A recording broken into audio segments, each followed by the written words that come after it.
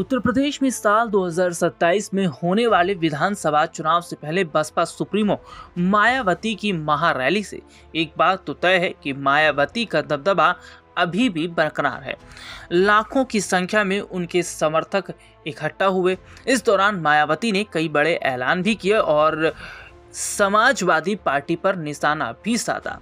लेकिन समाजवादी पार्टी को जिस तरीके से मायावती ने घेरा, इस पर समाजवादी पार्टी के सांसद अवधेश प्रसाद का बड़ा बयान सामने आया। बहुजन समाज पार्टी की प्रमुख मायावती ने लखनऊ में काशीराम के परिनिर्वाण दिवस के मौके पर एक रैली को संबोधित किया। इस दौरान उन्होंने बीजेपी सरकार का आभार जताया। उन्होंने कहा कि सूबे की योगी सरकार के हम आभारी हैं। सपा सरकार की तरह योगी सरकार ने स्मारक पर आने वाले लोगों से जुटाए गए धन का गबन नहीं किया। मायावती के बीजेपी की तारीफ करने के बाद राजनीतिक गलियारों में भूचाल आ गया। इस बीच अयोध्या से समाजवादी पार्टी के सांसद अवधेश प्रसाद की प्रतिक्रिया सामने आई। उनका कहना है कि वह बीजेपी के दबाव में आकर उनकी तारीफ कर रही हैं।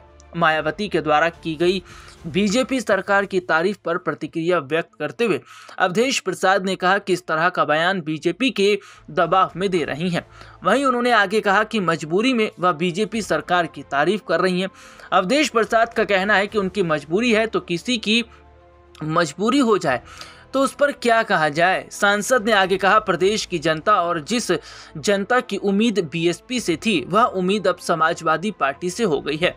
काशीराम को लेकर उन्होंने बताया कि उनके प्रति जो विश्वास था, इस देश करोड़ों दलित पिछड़ों का, दबे हुए लोगों का और अल्पसंख्यक का, अब वह विश्वास और भरोसा अखिलेश यादव पर बढ़ता जा रहा है, क्योंकि मायावती बीजेपी के दबाव में है या उनकी मजबूरी है।